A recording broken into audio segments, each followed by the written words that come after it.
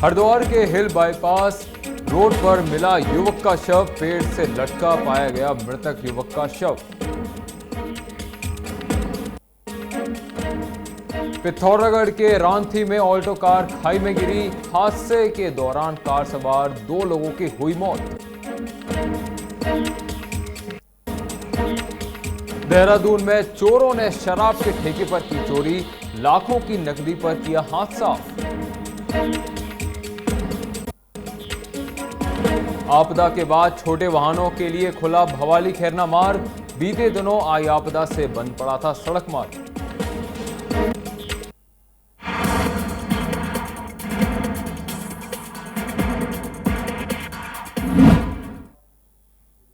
नमस्कार, मैं हूं प्रखर। आप देख रहे हैं न्यूज 31 उत्तराखंड।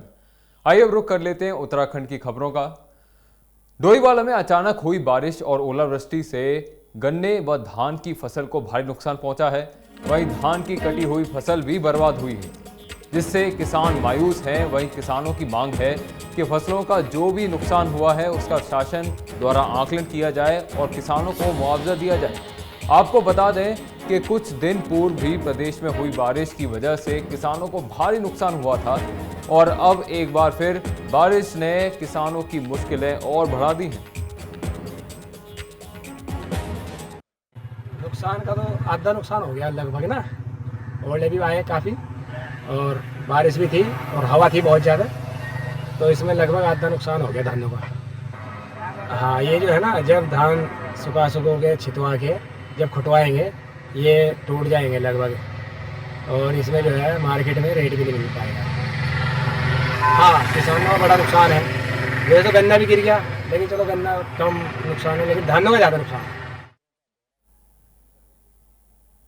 श्री पंचदश नाम जूना अखाड़ा प्राचीन पवित्र छड़ी यात्रा अपने प्रथम चरण में यमुनोत्री धाम के दर्शन के पश्चात उत्तरकाशी पहुंची, जहां डीएम मयूर दीक्षित ने पवित्र छड़ी का काशी विश्वनाथ मंदिर में स्वागत किया और पूजा अर्चना कर जिले की खुशहाली की कामना की।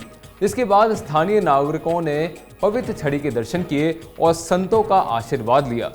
बता दें कि पवित्र छड़ी को गंगा में स्नान कराने के बाद विश्वनाथ मंदिर में लाया गया। इस दौरान सभापति महंत प्रेमागिरी महाराज ने कहा कि 2 वर्ष पूर्व पवित्र छड़ी की यात्रा प्रारंभ हुई थी। राजकीय यात्रा घोषित किए जाने के साथ ही पवित्र छड़ी यात्रा का उद्देश्य तीर्थ स्थलों के जीर्णोद्धार के साथ साथ उत्तराखंड से पलायन रोकना है और सनातन धर्म की रक्षा करनी है।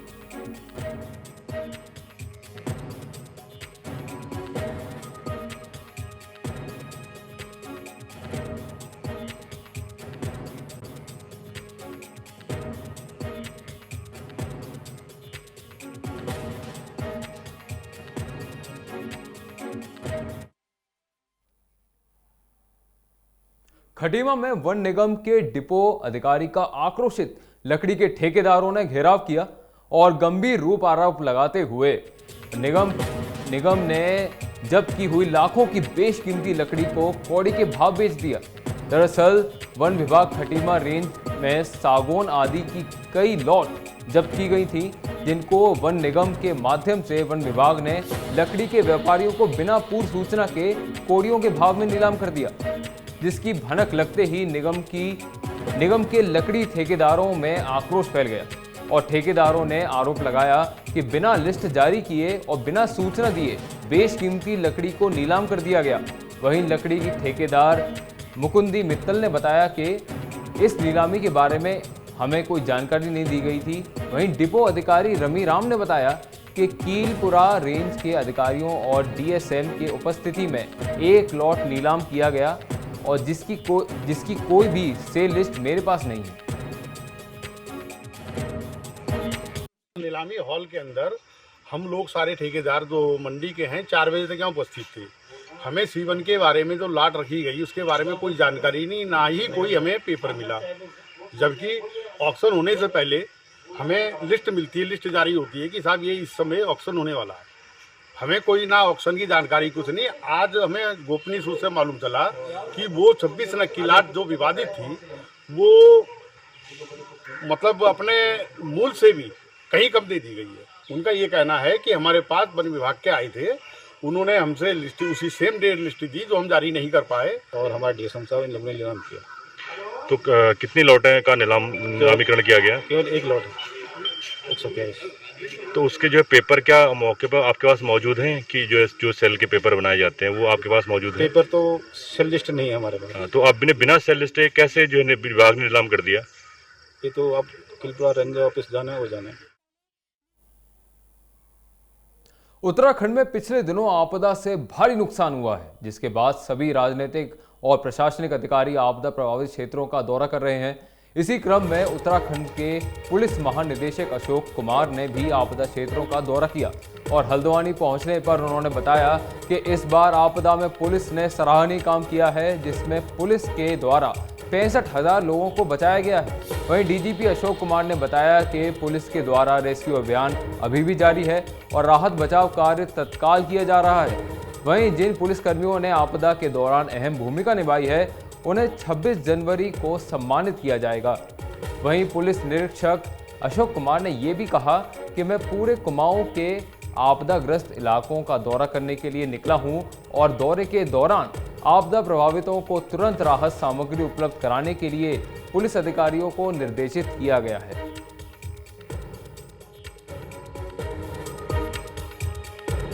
मैं आपको बता रहा हूँ, लगभग 65,000 लोगों को हमने आपदा में फंसने से रोका है।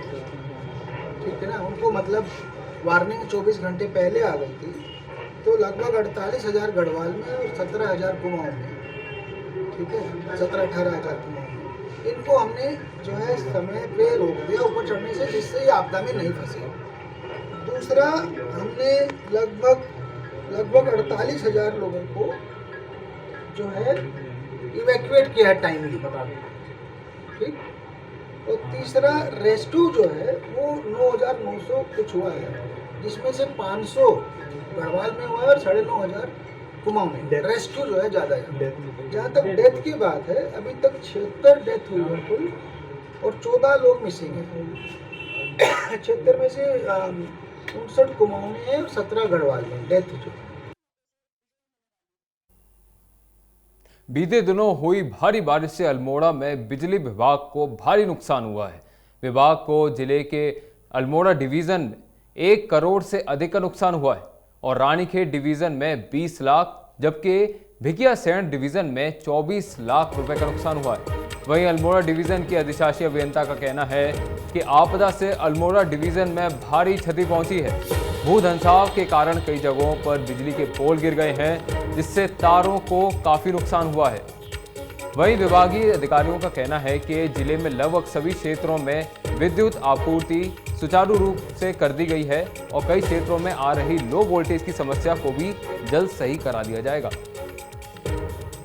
अल्मोड़े में पिछले दिनों आई बारिश और आपदा से थोड़ा बहुत नुकसान हुआ है। मतलब कि जो एलटी के पोल और कुछ जगह ट्रांसफार्मर डैमेज हुए थे, वो हमने सारे लगभग बदलवा दिए, रिस्टोर करा दिए और शीघ्र हमने कुछ घंटों के अंदर ही हमने लाइट चालू करवा दी थी।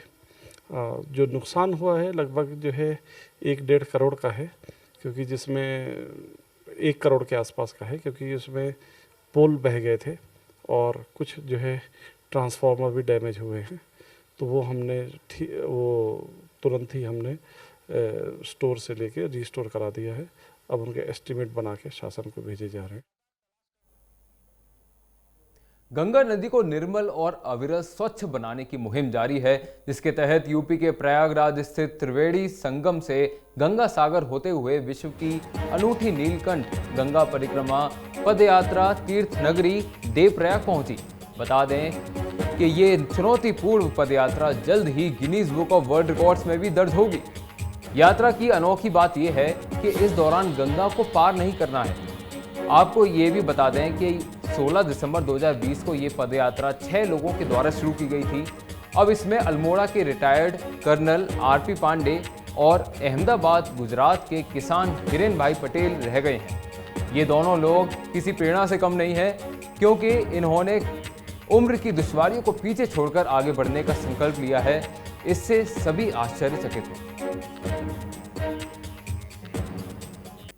हमने संकल्प लिया था कि हम गंगा मैया को हर वक्त अपने दाहिने हाथ रखेंगे, जैसे आराध्य देव को रखते हैं, और किसी भी प्रकार से गंगा मैया को क्रॉस नहीं करेंगे। ये सबसे बड़ी हमको एक चैलेंज थी और उसको हम पूरा करते हुए अभी तक आगे बढ़ रहे हैं। और ये Guinness book of world record का इवेंट है, क्योंकि ऐसी यात्रा ना आज तक हुई है और किसी हिस्टोरिकल उसमें रिकॉर्ड में आपको ये यात्रा नहीं मिलेगी। ये परिक्रमा का मेन उद्देश्य है, हमें लोगों को जागरूक करना है कि नदियों को पॉल्यूशन फैलाते हैं वो नहीं फैलाए, कचरा कूड़ा नहीं डाले और अपनी हर बर्थडे में पेड़ लगाए, पौधे लगाए। देहरादून में मुख्यमंत्री पुष्कर सिंह धामी मुख्यमंत्री आवास में केंद्रीय पशुपालन, डेयरी और मत्स्य पालन राज्य मंत्री डॉक्टर संजीव कुमार बालियान ने शिष्टाचार भेंट की। वहीं उन्होंने राज्य के विकास से संबंधित कई समसामयिक विषयों पर मुख्यमंत्री से चर्चा की।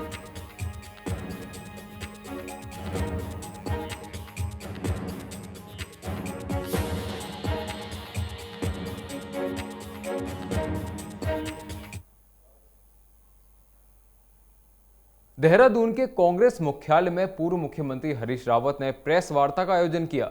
इस दौरान उन्होंने कहा कि राज्य सरकार आपदा से निपटने के लिए पूरी तरह विफल है। वहीं 5 दिनों बाद भी आपदा प्रभावितों तक सरकारी मदद नहीं पहुंची है। ऐसे में हरीश रावत बोले कि सरकार की तैयारी सिर्फ हवाई है। वहीं उन्होंने अमित शाह की 36 घंटे पहले राज्य सरकार को अलर्ट करने की बात पर आभार जताया। साथ ही उन्होंने ग्रामीण इलाकों में मूलभूत सुविधाओं का नहीं होने की बात भी कही है।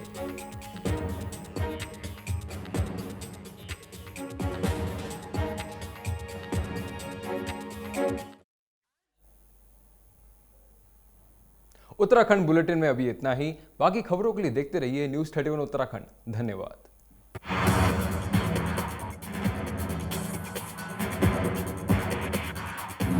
उत्तराखंड से जुड़ी तमाम खबरों को देखने के लिए हमारे चैनल को सब्सक्राइब करें और बेल आइकन दबाना ना भूलें।